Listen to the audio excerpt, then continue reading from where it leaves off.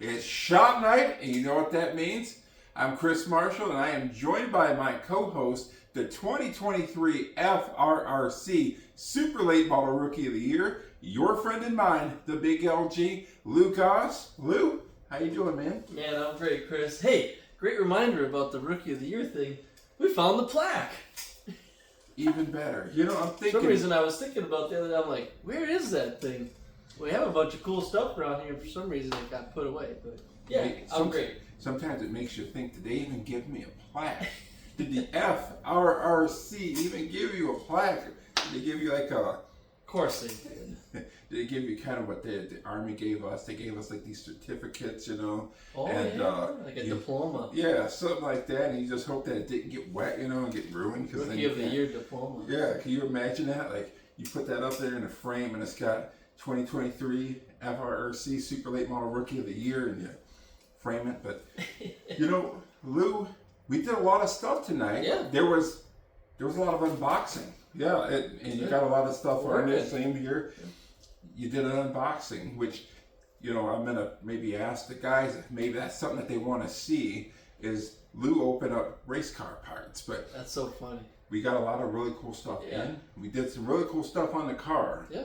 And which we'll post the photos of that. But you know, we're getting stuff fitted. We're getting the cowl and everything fitted. So we're, you know, matching that up on the carburetor. I know I'm doing a really bad job of... No, you nailed it. Yeah, so we're like matching that up there, cutting it, matching it, and that was something else. So I think we may be onto something. Yeah, that was really good. So like the old air cleaner box, like Chris said, post those pictures. It was kind of from a previous style body, and it never fit real great on these next gen bodies, especially once we went to the Southern Parts motor type engine. It's got a taller intake, so the whole thing just gets tighter and tighter underneath the hood. It always kind of fit not real great. So thankfully, when we had the Anthony's hang the body, they were able to point out the fact, like, hey, you got the wrong, you know, air cleaner box. Oh, that makes a lot of sense. So we got the right one from 5-Star. Fits a lot better. Requires a little, you know, a little massaging, right? They don't come bolt on. It's not like your street car tool. There's a little bit of massaging and some trimming required, but pretty close on the first try. Yeah, and let me just say this on a side note. 5-Star's knocked it out of the park. Yeah. Just from some of the stuff that we got in. Yeah. We got to make sure to put these in the right place too. That's right. I already put some of those on my table at home. Perfect. Yeah, and then I'm going to put some on my car. Yeah. I think it's going to look really cool. What do you think if I put it on the door?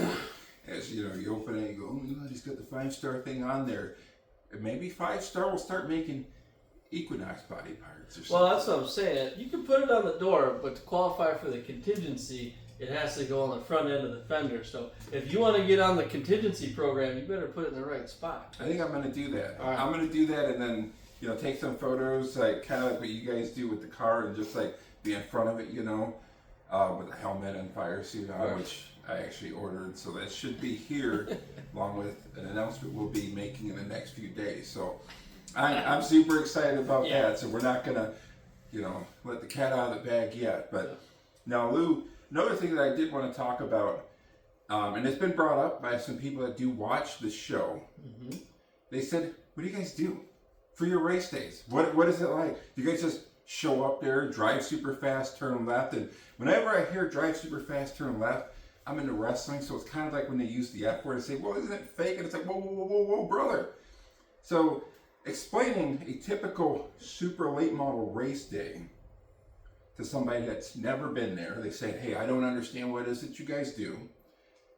You know, you and I kind of know, but would you be able to elaborate a little bit more on that? Sure, of course. And obviously, like you and I were talking, it depends if it's a weekly show or like a tour show or a traveling show. But if it's a weekly show, we get to the track right about 4 o'clock in the afternoon. Practice starts at 5, so we got an hour to obviously unload, get all the equipment ready, fire up the generator, get our tires from the impound, probably charge them up with nitrogen, not air, nitrogen, in case anyone's wondering.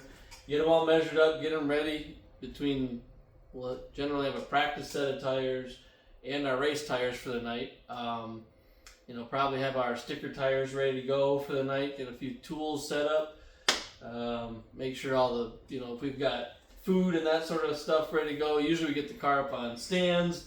We got to get the oil heater plugged in, right? Then we got to prime the oil pump. Get the fan ready. Get the fan ready, right, for cooling when it comes in. So there's, in that hour, we got plenty to do. Yes. Pretty much takes us right from 4 to 5 o'clock to get ready to go. And that's just the first hour. Go ahead. And some guys do get there early. So some guys do get there early because they'll have a lot of stuff to do to get the car turned around. And then from that point, we get ready for first practice. Love it. And I go up there, I get set, you go out there, and then after you're done with practice, we got the other cars that come out. We got the late models that come out there and do their practice session, and we go back out for our scuff. Yeah. And then we come back, maybe do a few things with the car, Yep. get it ready for qualifying. Yep. And I kind of like it. It's kind of like hurry up and wait, which is really cool. I love it. We're pushing the car, and once we get done with qualifying, we go back, we get the car weighed on the scale. They let us know yay or nay. And then we go back, we kind of look at everything, and then we get ready for our driver's meeting. Yep. Then from there, it's opening ceremonies. Yeah. And then we're racing. Then we're racing. Yeah. So I like it. Yeah. I like it. The weekly one versus now the touring one is a little bit different because sometimes it can be a little bit lax, but then at the same time you got your tire pick. You got to make sure you get over there for that. But it's almost the same thing, but you're going to have a little bit more classes in between there. So you may have it to where you may go out and practice at, we'll say, 11 o'clock. Yep. And then you may go back out there 12:15. Mm-hmm. And then after that, you have qualifying. And then after that, you get your heat races, which everything goes in order. So they give you a sheet, let you know. But for the fans that are in the stands, they're going, man, this is so cool. I get to see all these different classes. So it's a lot of fun. So if you do get to check it out, make sure you get out to WIR. There's a lot of really cool classes and drivers and things like that. And you'll probably like it. Buy some merch. Yep. And a track burger. That's right. So now, Lou, here's another thing I wanted to get into. This week you're going to be on Lorsports. Mm-hmm. And so this is the week you're going to be on Lorsports. I'm super excited for you to be on Lorsports. They're super excited to have you. Mm-hmm. And I got to tell you, Lorsports, they do a really good job plugging everything and covering motorsports from NASCAR to Super Late Model to World of Outlaws to Lucas Oil to IndyCar to F1 and some of the other ones. So I think Mark and Lauren do a really good job with that. And it'll be really cool to see you make your podcast debut on Lorsports. How you feel going into it, Lou? I'm excited. Yeah, we've talked about them before. Lauren and Mark, they're great. They're at tons of races. Super personal guys.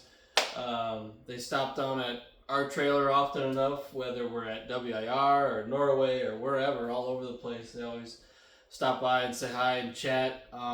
They have obviously great, guests on their show, Mm-hmm. and we are going to be one of them. So, Chris, you'll be partaking a little bit too, for sure.